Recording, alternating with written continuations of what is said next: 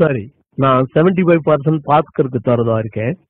அது போக 25% நாம 5 பேரும், அதாவது ஸ்ரீதர், கோபால், நான், தாமு பேபி பிரிச்சுக்க போறோம். ஆளுக்கு 5% கிடைக்கும். மணி, நீ எங்களை ஏமாத்த பாக்குற. 25% 5ஆ பறிச்சா ஒவ்வொருத்தருக்கும் 5% இல்ல 14% கிடைக்கும் இல்லையா? அதானே வரும். இல்ல இல்ல, கேளுப்பா, நான் உங்களை ஏமாத்த மாட்டேன், எப்பவுமே ஏமாத்த மாட்டேன். இரு நான் போட்டு காட்டுறேன்.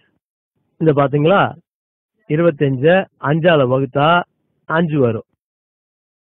5 2ல போகாது. 5 25ல 5 தடவை வரும். புரிஞ்சுதா? தப்பு மணி, நான் கணக்கிட புடி, எங்கிட்டே வா, நான் போட்டு காட்டுறேன் பாரு. 5 25 5 2ல போகுமா? போகாது. 5 5ல ஒரு தடவை போகும். இப்ப 2 சும்மா இருக்கு, அத கீழே கொண்டு வந்துருவோம். 5ஆல 20 வகுத்தா 4. கணக்கு இப்படி போடணும். 25 5ஆல வகுத்தா 14. ஓ நோ, நான் உனக்கு புரிய வைக்கிறேன். இதோ பாரு, 5 5 தரம் 5 5 5 25. பாரு, நல்லா போட்டாரு கணக்கு. என்ன உங்களுக்கு எவன் தான் கணக்கு சொல்லி கொடுத்தானு தெரியல. கொடுங்க, எப்படி நான் போட்டு காட்டுறேன்.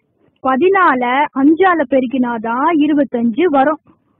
5 × 4 20. 5 1ஆல இன்ட்டு பண்ணா 5, மொத்தம் 25. அவ்வளவுதான். இல்ல இல்ல, இங்க பாருமா, 5 14 நான் கூட்டி காட்டுறேன் பாரு, அப்ப புரியும் உனக்கு. 14 14 14 14 14. இப்ப கூட்டி பாரு, சரியா வரும். நீ சொல்றது தப்பு, நான் சொல்றதுதான் ரைட்டு, நீயே ஒத்துக்கோ பாரு.